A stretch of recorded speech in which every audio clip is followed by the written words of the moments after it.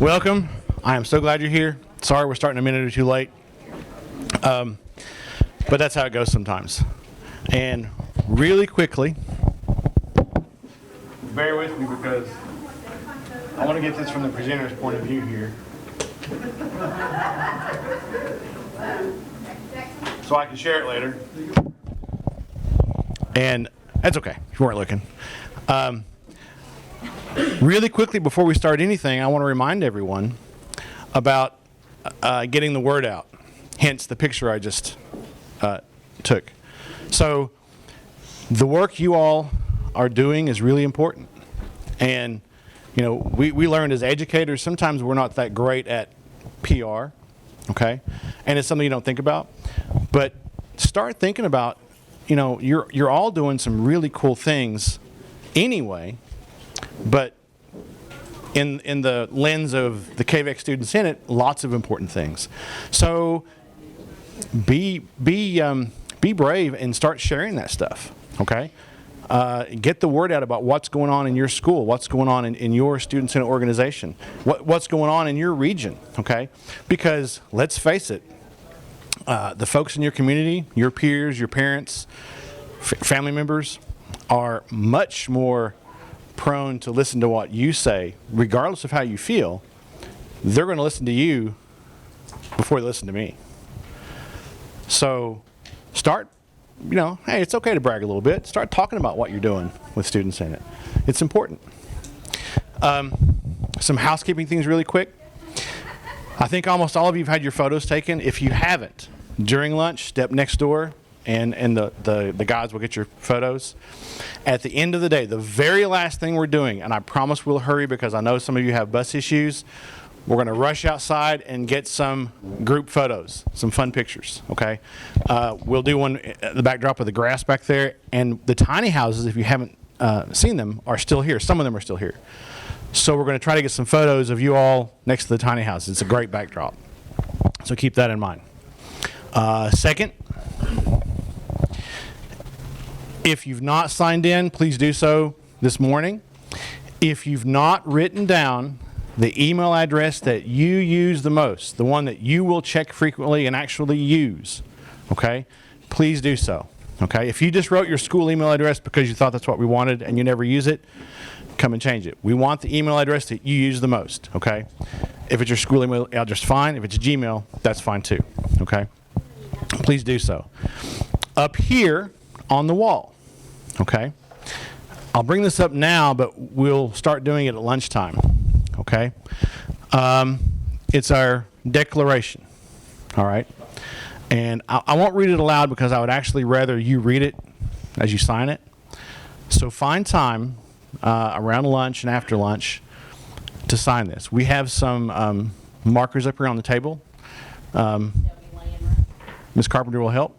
But we want you to read it, and we want you to sign that declaration, the students, okay?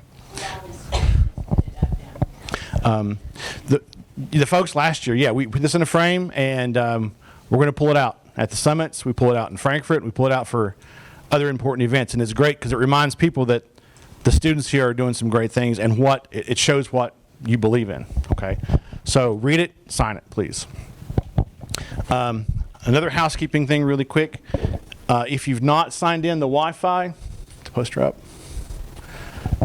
The password is Dragonfire. And is that the KVEC? That's the KVEC. Yeah, the SSID KVEC, password is Dragonfire.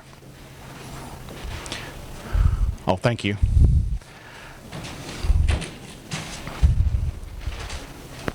Feel free to share today.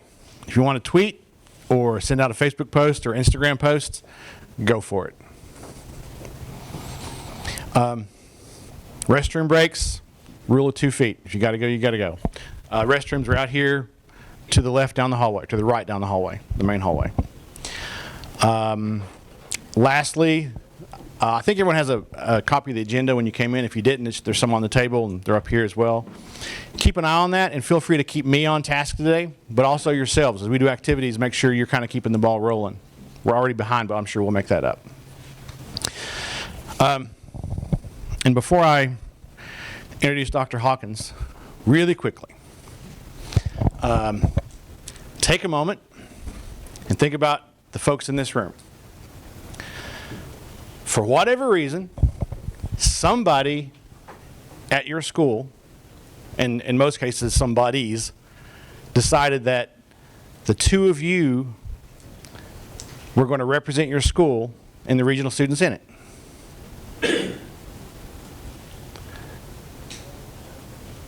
You guys are some of the best of the best.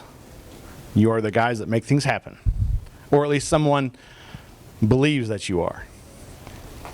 I think that in and of itself is something for you to be proud of. Because we are. And we're very glad you're with us today. Okay. I'd like to introduce my boss, who will say a few words. The smartest guy I know, and I don't say that lightly. No pressure. Dr. Jeff Hawkins.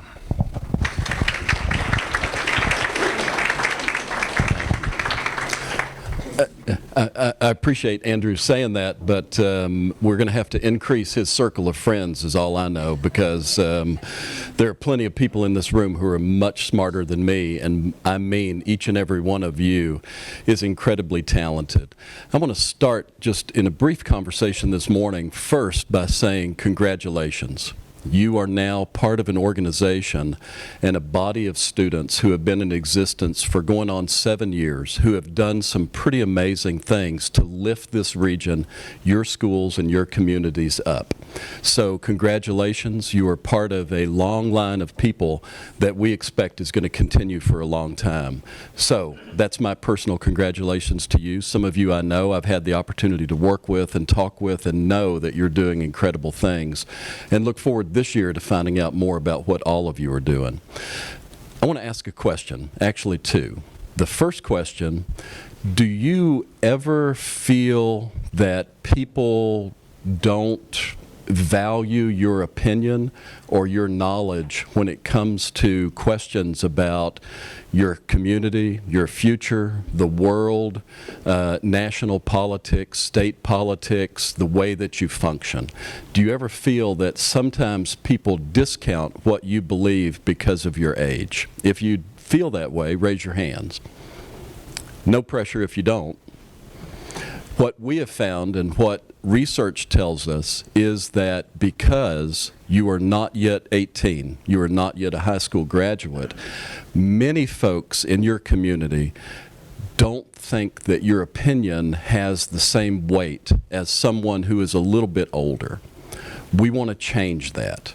And we are working to change that, because what we know is that you are some of the smartest people in your community, not just in your school, but in your community. And your opinion about the future of where you live and where we are matters greatly. The next question I want to ask, have you ever read an article or a book or seen a news show or a magazine or a movie that painted a picture of our part of the state in a less than positive light? And you can raise your hand if you've had that experience. Here's what we know, and what we know from research and looking at the actual facts. For more than 100 years, someone other than us has told the story about us and where we live. There have been movies, there have been books, there have been magazine articles, radio shows. People like to come here and they like to tell a story about this place that is not always flattering. Sometimes they paint us all with a broad brush. You probably can remember that people talk about Mountain Dew mouth, or people not having any teeth, or all the girls here are pregnant by the time they're 14. We're underemployed, yada, yada, yada. Those things happen and they exist. It is up to us, and part of our mission is to change the story that is told about where we are. Over the last 4 or 5 years, there have been a lot of folks who have come here to visit and to see the amazing work that has taken place in schools and classrooms, led by students and teachers who really care about the place that they are. Bill Gates and his wife have been here, Mark Zuckerberg and an entourage of folks from California, Howard Schultz, the guy who started Starbucks, has been here, the commissioner, or not the commissioner, the Secretary of Education from Washington, uncounted politicians. All of those folks have come not to find out what was wrong or how they could solve a problem, but to figure out how you were solving the problem of where you are. And we are incredibly proud to be associated with you and to get your input on what you can do to change the future of your school, your community, and the future of this region. I am from here. I will live here forever until I die, which you can tell by my hair may not be long, but I am proud to be from here. You may have heard the statement that sometimes people have a chip on their shoulder about something. I've got a big railroad tie on my shoulder about being from Eastern Kentucky, because I've had the personal experience of people thinking that because we are here, because this is our zip code, that we, for some reason, are less than what they are, that we're not as smart, not as tough, not as able to do things. That is absolutely not the case. You are incredibly capable, incredibly able to change the future of where you are. That's part of what we're about. How do we change the story to make it possible for people to feel really good about where they are, to know that we have some of the best educational programs in the United States, not just in Kentucky. You may or may not know this region has a higher graduation rate than the rest of the state. We graduate more of your student colleagues than any other part of the state. You may or may not know that we have a higher level of college and career readiness for students here than the rest of the state combined. Those things are not part of the story that gets told. We have to change that. This past year, you, your colleagues, some of you, worked on projects that gained national attention. Just one that I would lift up is at Harlan County. There, they worked with the Tiny House Project, and they're building a tiny house community in partnership with their local county judge that will become a transitional community for those folks who have suffered opioid addiction. It is an amazing project.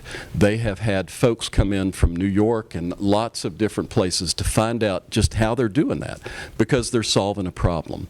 If you look around the room and talk to some of the folks who are here, last year they began projects that are simply amazing. No one else in the country is doing that. No one else in the state of Kentucky. You are on the verge of being able to continue that work and do amazing things in your school and in your community. In Washington, a couple of weeks ago, we were asked if we could tell what we do here at KVEC and what goes on in our schools. And the most simple way that we have been able to figure out how that we can tell that story is 3 simple words. Everyone that we work with, we want to make sure that everyone, including ourselves, adults and students alike, are a learner. We have to be willing to accept the fact that we are going to learn every day. If you learn a little something every day, one of these days you're bound to know something. So everyone is a learner. We want everyone to recognize the fact that they are a leader. No matter who you are or where you are, each one of you in this room is a leader. You can lead where you are, and that is the important concept that we want to make sure that people get. And thirdly, maybe most importantly, everyone here is a maker. If we don't make things that change the world for the better, then we have lost that opportunity. I believe that every group of Student Senate members who has come before you have been makers. They have made their school and their community a better place. I know, without a shadow of a doubt, that each of you is going to make where you are a better place as we go through this year. I'm excited to see the work that you will do for your parents and for the other folks that may have come with you today or who see a videotape of this. I congratulate them because they have helped to make you the person that you are, and the person that you are gives us hope for the future. Thank you for being here. It's going to be an exciting day. I look forward to seeing the work that you do. And now, if you will give a round of applause to Andrew again, who's coming up. Andrew has worked a lot and will be your guide as you go through this year. It will be an exciting year. Andrew Castle. Thank you. Up next, Mr. Ron Daly of Quebec, and I would like him to introduce a very special guest speaker. Good morning. I'm very honored to introduce a good friend of mine who happens to be the state senator representing many of you folks here, because his district, Senate District 30, encompasses 6 counties, all the way from Johnson, Magoffin, Leslie, Perry, and Bell County. Yes. And anyway, Senator Smith was elected to the House of Representatives in 2001, and then in 2008 he was elected to the state Senate. He's right now chairman of the Natural Resource and Energy Committee, a very powerful committee. Just recently, he was elected chairman of the Mountain Caucus, and another representative from this area, from Magoffin County, John Blanton, is also going to be the vice chair of that caucus. But Brandon, by the way, he was supposed to be somewhere else. Congressman Rogers wanted him at a ribbon cutting in Pike County, in Pikeville today, but he called the congressman up last night and said, "Hey, I'm excited about meeting these new young leaders in Eastern Kentucky." So he decided to come here. Senator Brandon Smith. Thank you.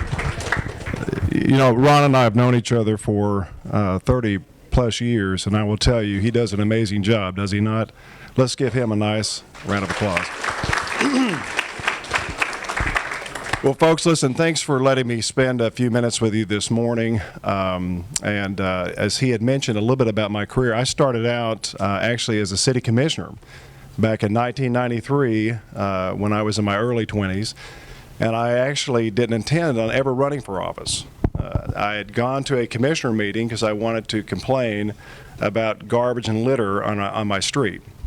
And so as a University of Kentucky graduate, when I was at UK back then, they'd already started recycling. Like most of the people in my dorm where I lived recycled, and they had a couple programs for it. So when I came home and I noticed that Hazard did not have one, I simply went down one evening. I think I was even wearing flip-flops, and I went into the meeting, and I just simply wanted to suggest to our local leaders that we have some mandatory recycling, or at least have that option available for people.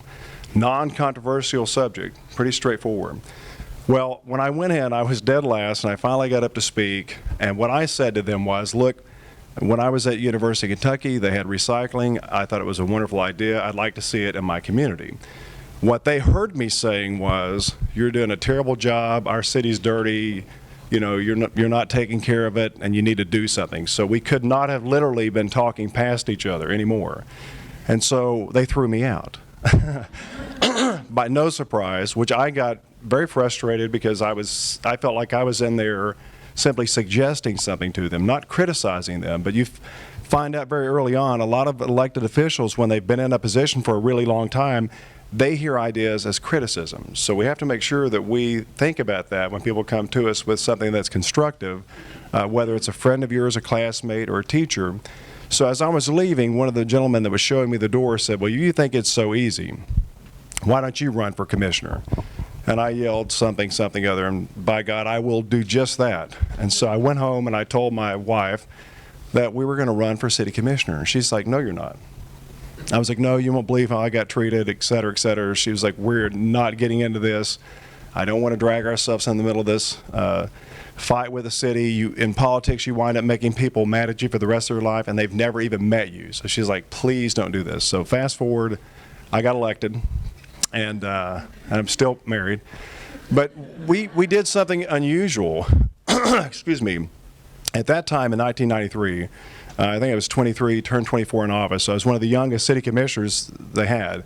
The closest person to me at that time, I think, was Elizabeth Duncan, and Elizabeth was 71 maybe at this time. And so we had not had a lot of young people get involved at this level.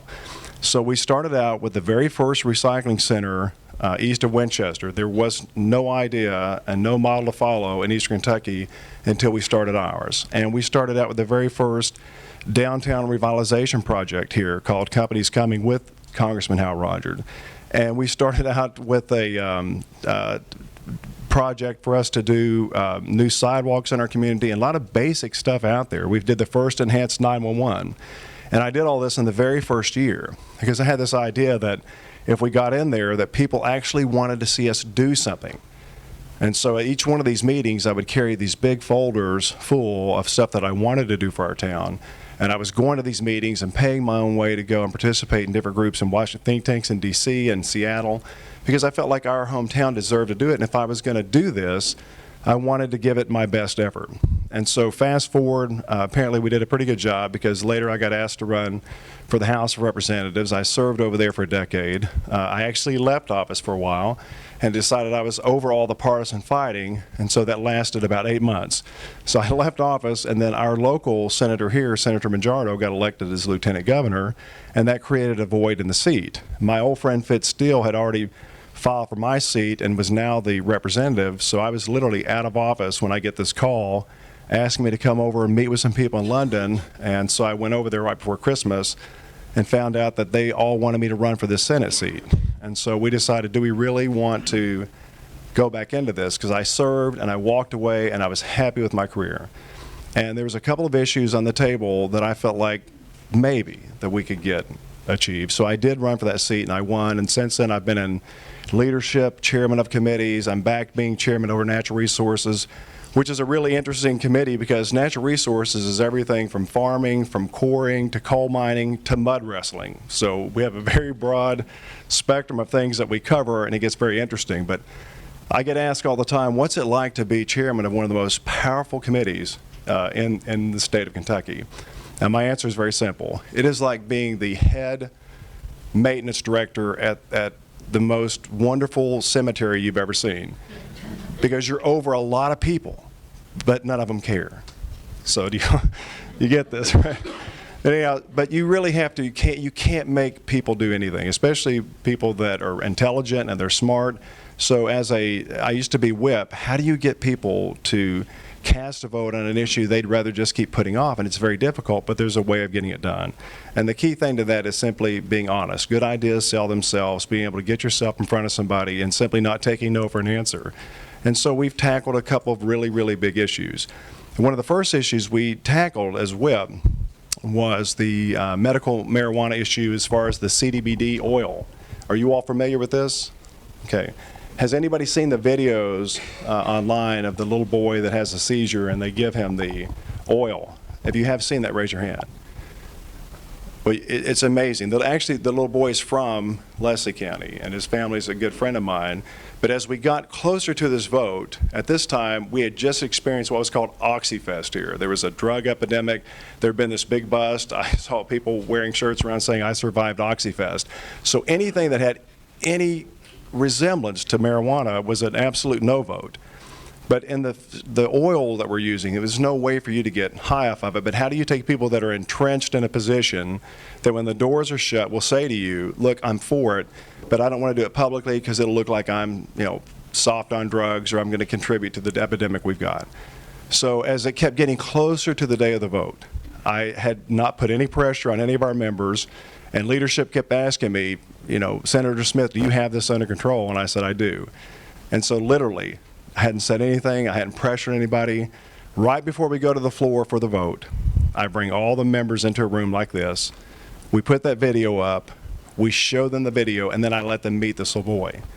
and they literally walked straight out on the floor. And as people started trying to say this is going to help drugs, they didn't want to hear it. They understood the issue. They'd seen the faces that it affected. They marched on the Senate floor, and we voted that out of there. And so rather than dragging it out and giving people a chance to flip-flop or people to tell them something wasn't true, that was our strategy for being able to pass something that was very important for Kentucky. So anyhow, that just gives you a little bit of the background of me, but I'm really here today to talk more about you all, and I appreciate the chance to get to come because you all truly are our future. I'm born here, went to school here, sat in the seats just like you do here. My family always worked in mining and other areas. All the kids that I knew were from here, so there's nothing special about me to be senator or to do the job that I do that you all don't already have this gift. Well, let me wrap up with this. Of all the people that I have heroes, and some of them I hold in a very special place because I think that their story, to me, moves me and affects who I am. Now, I don't know about you, but when I took civics, I'm a senator and I love government, I love history, but I hated civics. Do you all still have civics in school? How many of you hate it? It's okay, raise your hand. It's like broccoli. You know you need it.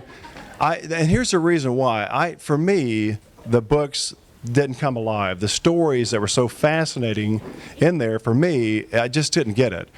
What I like is for somebody to tell me a story about a historical figure. We grew up here with some of the best storytellers in the world. Appalachia's known with it. And so I'm going to share with you a quick story about somebody that I consider one of my heroes. And so we're going to go back in time a little bit, across the pond to Kent and in England, and you're going to find a happy family. You got a mom and a dad and a little boy that was thoroughly welcomed and extremely vibrant and loved. And his father worked all the time to provide for the family, so the little boy spent a lot of time with his mother. Now, his mother was an exceptional mother. She was an artist, and she could sing, and she would paint, and she would have him up painting and singing and whatever his mind could think of. She pushed the boundaries for this child. She would make their house a zoo one day, or she would make their house a subway, or not a subway, but like a train station. She was always putting stuff into his mind and acting out and bringing things to life for him. And so you can imagine in this household, it was very colorful, it was very warm and challenging, and sounds very exciting. How many of you in this room have a mom or dad like this? You got somebody that's going to challenge you. They're funny. Who is an uncle like this? Their stories are the best. They're fun to be around. Honestly, they bring air into the room when they come. Well, that's his mother. And so as he gets a little bit older, when he is 5 years old, she dies. So he's with his dad. And a big light and all the wind is sucked out of this house. And so his dad tries the best he can. But it's hard in this period of history to kind of make it as a single parent. So he remarries a lady who's very wealthy, and she has farms in Africa, and they grow cotton and a lot of other types of products that make mercantile with. And so they move there. So this little boy goes from this house where he's got this wonderful mother. He gets on a ship. He travels and gets on a wagon and finally gets to where he's going, and he moves in, and it's a very different household. This lady's all business, and she is very, very serious about what she does. And the little boy, even at a young age, realizes that how can my dad, be in love with this person? He was having a real identity crisis. And so when he was 8 years old on this plantation that he lived with, he was caught teaching the slaves that actually worked the fields how to read. It's no big deal. And it's interesting that a kid that young would want to teach somebody something other, but remember, his only role model that he'd had was his mother, and she was a constant book, a constant experience of education for him, so it's no far cry, nothing sinister to it. Well, when his stepmother found out about it, obviously she ran this large plantation, her fears got the better of her that he was going to start something. And so she actually had him brought out into their courtyard, and she had him flogged. She had this little guy flogged. And so he went to his dad, and his dad said, listen, there's nothing I can do for you. Don't stir up a lot of trouble here. We got a lot going on. All the excuses that busy parents can give you. And so he was told that if he did it again, that he would be brought out again, and this time he would be severely flogged with a different device, and I apologize, I can't remember the name of it, but it's a whip, it's got knots in it. She really wanted to scare him. So when he was 11 years old, what do you think happened? He got caught teaching the slaves how to read again. And so knowing what was going to happen, he ran to his dad and tried to talk to his dad, and his dad's like, listen, you made your bed, you lay in it. And so realizing the worst, he packed up what little bit of belongings this child had, and he left. He literally left on his own, probably had never been to a few places outside of this plantation, and he works his way back to England. Imagine an 11-year-old kid who got whipped and flogged for teaching another human being how to read, and he works on a ship, and he does all kinds of stuff, but he gets himself back to England. And he gets a job working at a library because he loves books, and he winds up meeting the girl of his dreams, and they together start their life, and she encourages him to start in with what he'd always done, and that is the writing, putting his stories down. Well, their little boy was born, and his father shared all the experiences that his mother had with him, and even more. And that little boy grew up to be Robert Browning, who I think is one of the greatest poets that's ever lived. But his story and his family story is one that is a painful story to tell. And I share this with you because you are young people. And my question to you is, would you, in your own secret heart, take a beating to help another human being? Because this little boy did. How many people think you would do that? You'd think that in the end of it, that if you felt convicted that you absolutely had to do it, you would take the punishment. You can raise your hand. It's okay. There's no right or wrong answer here. And even on the second time of doing it, but how many of you all at that point, realizing that your life had changed forever, would have the gumption to take off on one of the greatest adventures ever? And I can't even imagine where this kid slept or what he ate. That stuff's left out of his details. But truly to come forward and then to share all this love that one person had given him for all the generations that have ever read in Lady of the Lake or all the other stuff that came from Browning. So those are my heroes. They're not people that want to tell me something but have never done it.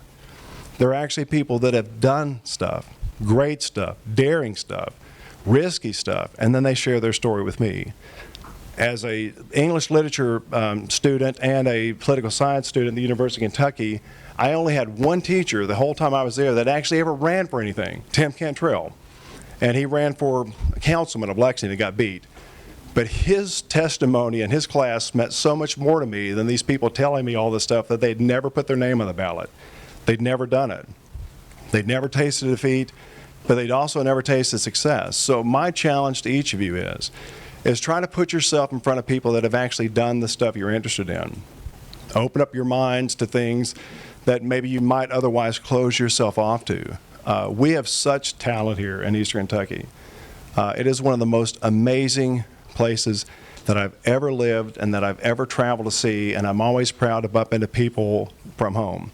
I was in San Juan, and I heard, and there were chickens running around in this airport. If you've ever been there, it's a pretty rough place. And I heard this group of men talking, and I heard them laugh, and I heard their accent, and I knew that it was somebody from home.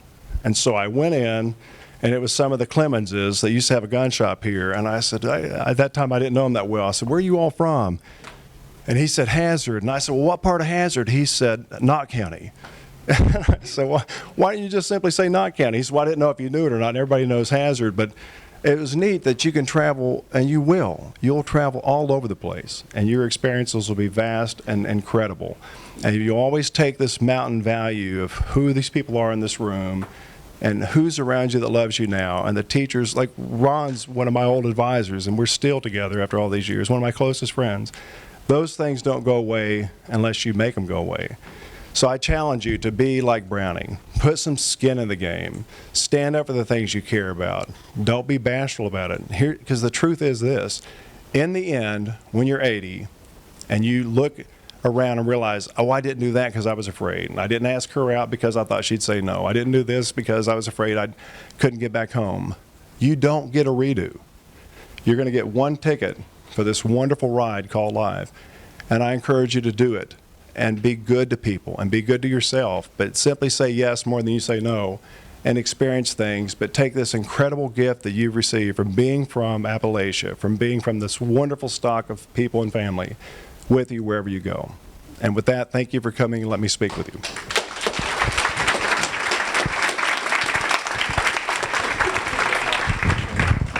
Again, Senator Smith changed his schedule because he wanted to talk to you folks. Please give him a round of applause. Thank him.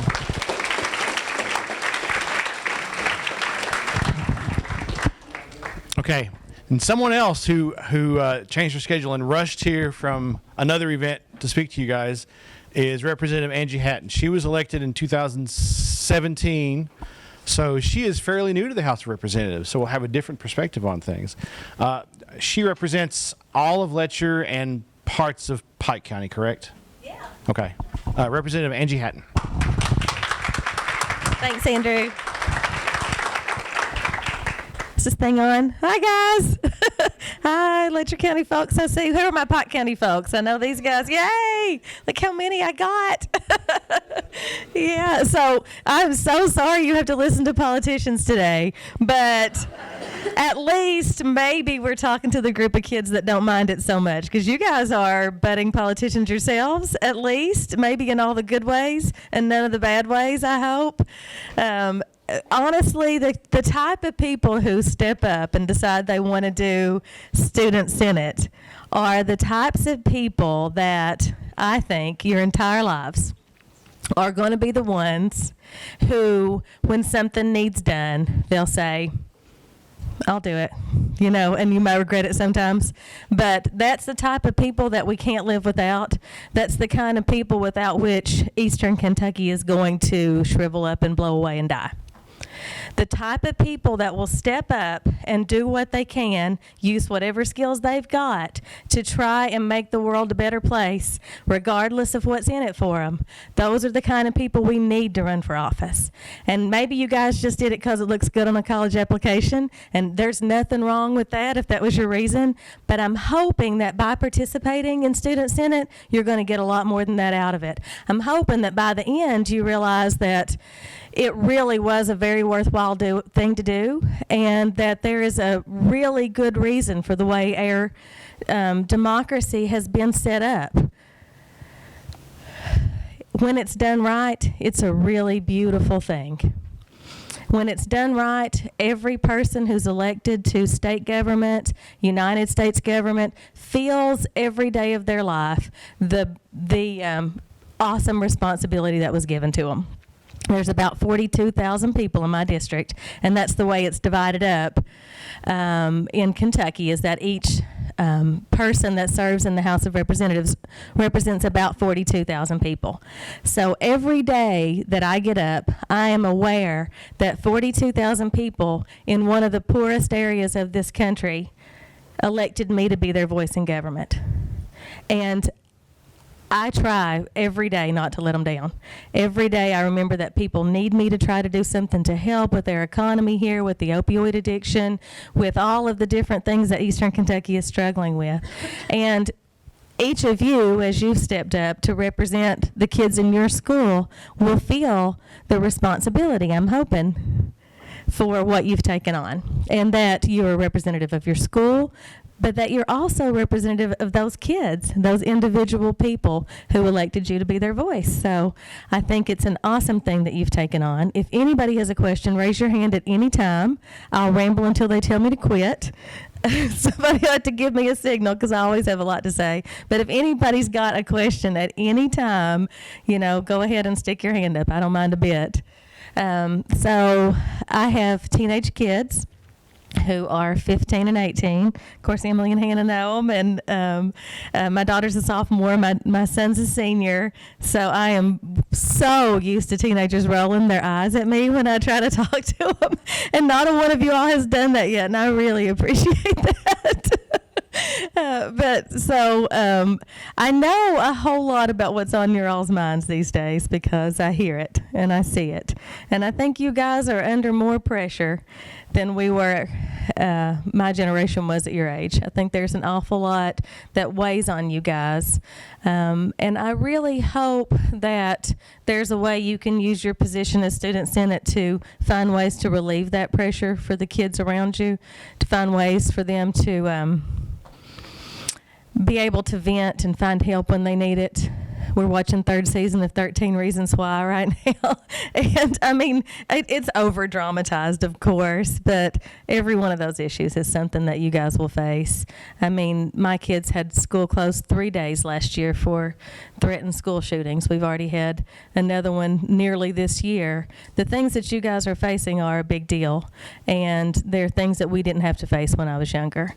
And I know that everybody in this room are the kind of people that will have ideas as you guys grow up and maybe do a better job than the ones who have come before you at fixing them. So, anybody got questions? Yeah. What inspired you to get into politics in the first place? Okay, so the question was what inspired me to get into politics in the first place. According to my mother, I lost my darn mind. And she said that I always had more nerve than sense. And she said I wasn't afraid to do stuff, but sometimes I should have been, because it kind of can be a scary thing when you put yourself out there for potential criticism. And my campaign, it ended up being a real ugly kind of situation, and lots of money was spent and lots of mud was thrown. But the reason I wanted to do it is on the day that I realized that our representative that we'd had for 10 years decided she wasn't going to run again, I just got worried. I was sitting there. It was on a Tuesday. I was in court. I'm a lawyer, in juvenile court, actually. And I called around to a bunch of different people I knew and tried to get somebody to run. And I couldn't talk anybody into it, because they had better sense, maybe. But the more I sat there, the madder I got. I just thought that so much work is to be done. So much help is needed. And I just didn't see anybody running that loved the same people I loved. I didn't see anybody, who was stepping up to run, who, that I knew well enough to be able to trust with the people that I represent and that I love. And I guess I just got angry enough to get in my car and drive in a rainstorm down to Frankfort. I got there with 10 minutes to spare and threw my hat in the ring. And there were 7 of us that ran that day, and some real fine folks that I got to know real good through the campaign process. But I was worried about my kids. I was worried about my community. I was watching people move away, and just can't stand the thought of it, that we have to move away from here to get jobs. And I understand those that did, but, it's not something that we can let happen to Eastern Kentucky, because we love this place. And when I moved away to college, I never thought I'd move back. I went to Eastern, and then I got a journalism degree, and I wrote for the Herald Leader, and I wrote for the State Journal in Frankfort, and I wrote for the Kentucky Gazette. And then I decided to go back to law school. That's a whole different story. That's pretty funny. I'll tell you sometime. But then when I got out of law school, I practiced law for a couple years at a big firm in Lexington. And I never thought in a million years I'd move back, but the exact right set of circumstances happened that made me move back in 2001, and I sure have never regretted raising my kids here, regardless of the limited opportunities. They're some of the finest people in the whole world, and we take care of each other when things go wrong, and we know each other, and it's just, that's not how it is in some of the bigger cities. So one thing, while we're talking about people moving away, I know one of the things that you all will talk about during this whole process probably is the census. I don't know if that's a whole topic or not, but you all could sure, if you're educated about it, be leaders in the idea that every single soul in Eastern Kentucky has got to be counted in the census next year. Right now in the House of Representatives, there's 100 state reps. 18 of them are from Louisville, because we each represent 42,000 people. And I mean, we might have 18 in all of Eastern Kentucky because our population numbers are down, and we may well lose another representative if our population numbers are as down as much as I think they will be. But we also lose tons of funding from federal programs, and there's just a million different reasons why it's so important for people to be counted in that census, and for you all to help me get that word out that everybody has to be counted here, because that's the way we distribute money from the federal government. It depends on how many people are going to be affected by it. So that's one thing I wanted to say. And then another thing that I always try to tell every time I get a group of young people from Eastern Kentucky that I get a chance to talk to, I always want to tell them about my experience when I first went away to college. When I first went down to Eastern, which is in Richmond, it's, not too far from here. But when I first got there, I encountered so many people who didn't talk like me.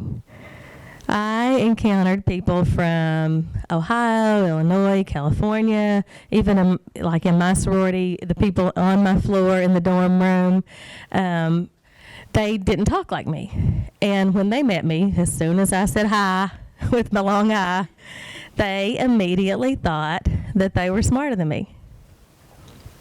Without exception, every one of them. And I'll tell you the truth, I believed them. I thought it too. I thought they were all smarter than me. But by the end of that first semester, when I was on the dean's list and they were struggling to stay there, I figured out it was not true. It was not true. They were not smarter than me, and they still aren't. And every time I meet somebody in my travels, or I got invited up to Washington, D.C. last year to talk to some folks about child welfare and adoption reform and things like that, and I felt like I needed an interpreter. But thank goodness they put me on the stage with a group of legislators that were from Tennessee and North Carolina and Georgia, and we sort of interpreted for one another, and it worked out okay, and there wasn't a huge language barrier. But I just want every single one of you to remember, as you go off to school or off in your careers and go other places where they don't talk like us, that the more of us who stand up and talk loudly and proudly in this accent, our accent, and don't try to change it, the smarter we appear to the world. And that's how we change it. That's how we do it. We talk the way we do in intelligent, thoughtful ways, and change what people think about people who talk like us. So I'll take more questions, or I'll quit talking. Does anybody else have a question for me? Another thing that I think about when I go down to Frankfort to the legislature, and every single one of y'all is invited to come down and page for me for a day if you want to during the General Assembly session. It starts in January. Your teacher can arrange it. Your parents can email me, and it's an excused absence. It looks great on your college applications and scholarship applications and things like that, and you just come down and be a legislative page for the day. And it's real easy to find me online, and you can email me about it, and I would love to have you. I have as many kids as I can get every single day that I'm there. But I'm always really aware of the fact that I don't look like a normal legislator. I'm short and I have fuzzy hair and I talk like this, and I think it's real important for especially young ladies from Eastern Kentucky to see people who look like them in government, and to know that as good looking as he is, we don't, every single one of us, look like tall, handsome Senator Smith.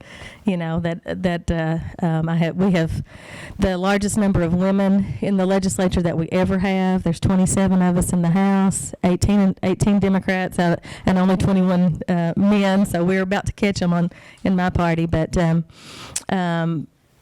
the way we look is changing because the way our community looks is changing.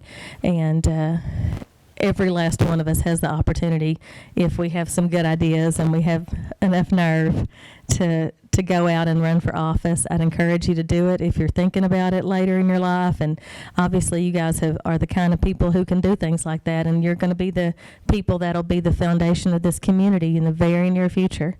I'm proud of all of you guys. And if there's ever a way that I can help you with anything, you don't have to be in my district. You can reach out. I want to hear your good ideas. And I'd love to have you come visit at the Capitol.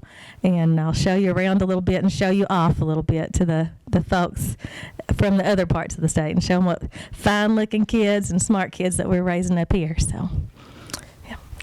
If there's nothing else, I'll hand over the microphone. It's good to see you guys today.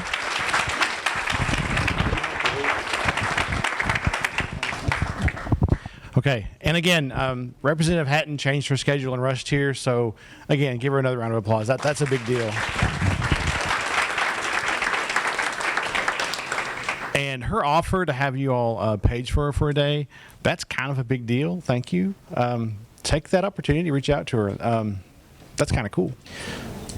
So the purpose of the Student Senate, again, as Dr. Hawkins said, this entity is now 7 years old, which is pretty darn cool for a regional institution.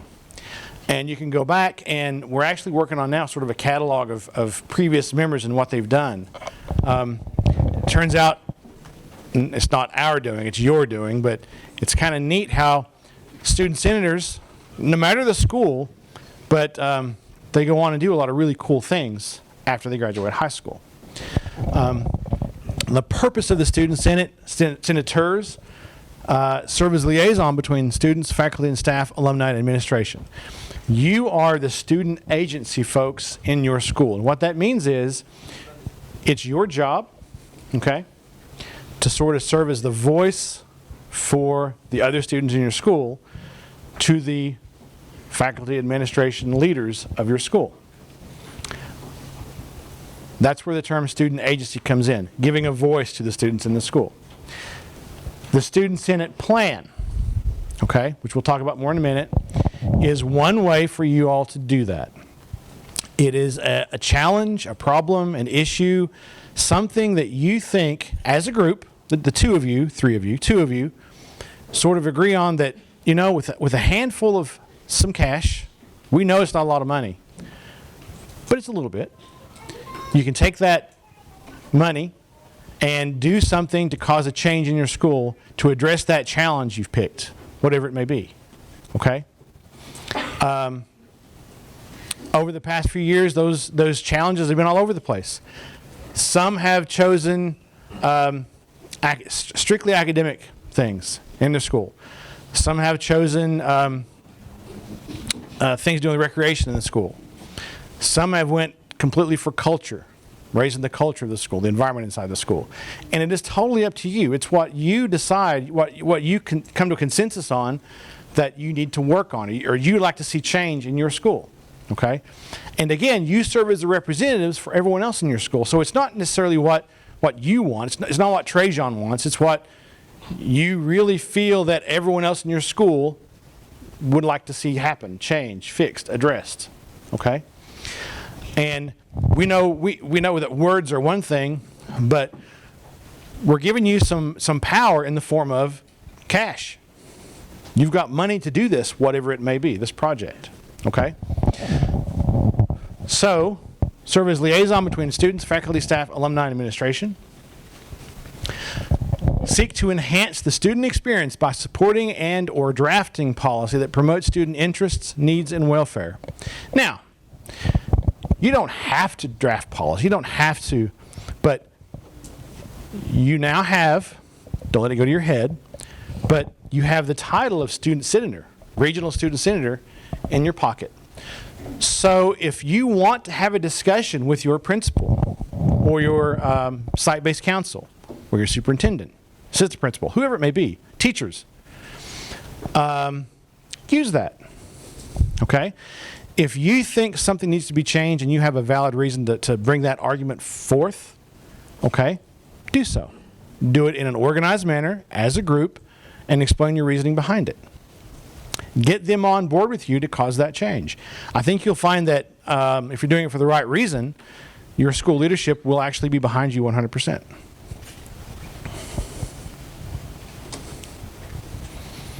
This goes without saying. Student senators will promote opportunities for students. Because you're not there for yourself, you're there for the student body.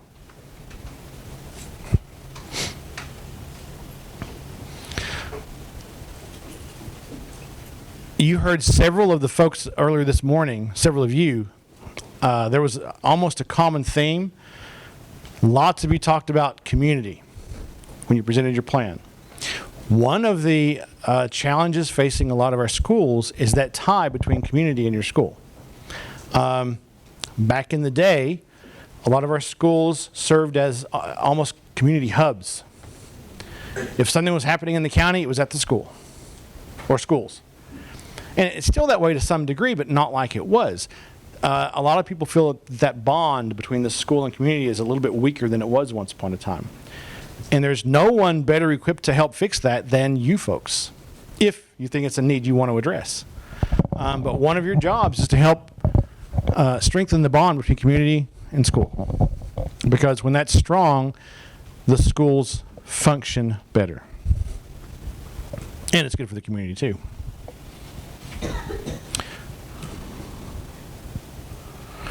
And I think this is the last one. Senators work toward creating economic opportunity for the community.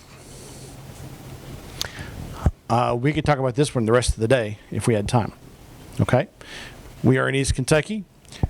We have a lot of unique challenges facing us right now, but they are not challenges that we can't overcome, that we can't address, solve, fix somehow.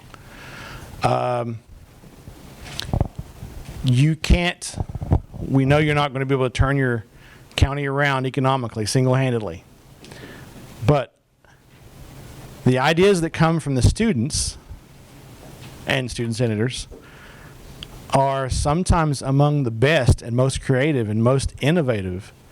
A lot of times, and we have this discussion at work all the time, a lot of times, a lot more so than the community leaders in your counties. Responsibilities. One, like I just said, you have to post monthly to the hauler, in the Student Senate hauler. We also have, and I'll send you emails about this. Don't panic if you're not getting all this right now. I'll let you know via email more than you want to know. We will have monthly virtual meetings. We use Zoom. You don't have to have Zoom. Okay, we paid for it, so it works free for you on a computer, laptop, phone, Android or PC. It's iPad, whatever. It works on anything. Someone told me they're actually making an Xbox version of it, which makes no sense, but hey, I guess. But it's a virtual meeting platform. We will also, and we do this, we have such a hard time finding when to do it because it has to be during the day, and we know not everyone can get out of class. Although, we encourage you to pull the Student Senate card. We have to do this. I promised I would, but because it's only once a month. And the meetings are almost always under 30 minutes, barring technical problems. So it's not that long. But if you absolutely can't make it, we do record every meeting, and they're usually posted, if I can not get interrupted too much, that afternoon, if not the next day. So if you can't be there at the meeting live, you can watch it later. But the meetings works, they're so much more entertaining and better and fun and informative if more folks are there live. And Zoom's an easy platform. You'll like it. We'll be using it more this year. Besides the posting on the hauler and the virtual meetings, your other absolute requirements are today, okay? If you're not here today, you can't participate. So, yay for you. Step one's done. The second, mandatory non-negotiable events, unless you're incapacitated somehow. On October 23rd, are my dates right? October 23rd and April 22nd, right? Yes. Okay. October 23rd is the Fall Summit at the Exposition Center, now known as the Appalachian Wireless Arena in beautiful downtown Pikeville. And we'll talk more about the details later, but for the most part, you folks, student senators, you run the event. You are the ones that facilitate the rooms. If you were here last year, if your fellow member was here last year, they can tell you all about it. It's busy, it's work, but it's kind of a great day. And I don't want to brag too much.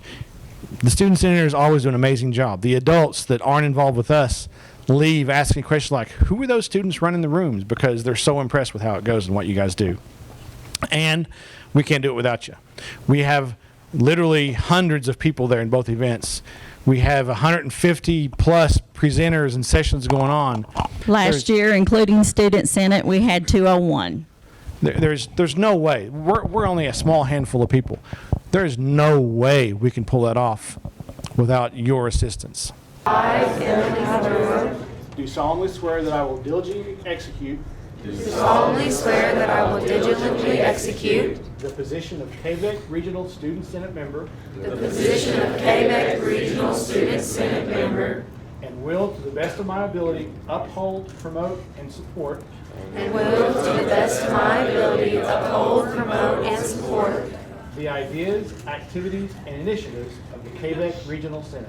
the ideas, activities, and initiatives of the KVEC Regional Student Senate. I will serve as a positive role model, I will serve as a positive role model, leader and voice for the student population, leader and voice of the student population, and will represent my school, region, and community and will represent my school, region, and my community to the best of my ability. to the best of my ability. Congratulations.